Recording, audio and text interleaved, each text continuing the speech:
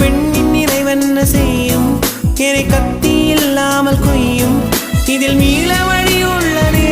இருப்பினும் உள்ளம் இருமாது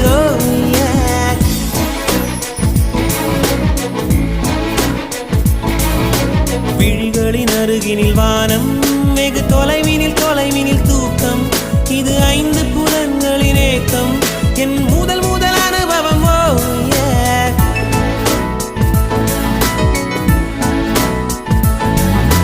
ஒலியின்றி உதடுகள் பேசும் பெரும் புயலென வெளிவரும் சுவாசம் ஒரு சுவடின்றி நடந்திடும் பாதம் இது அதிசயம்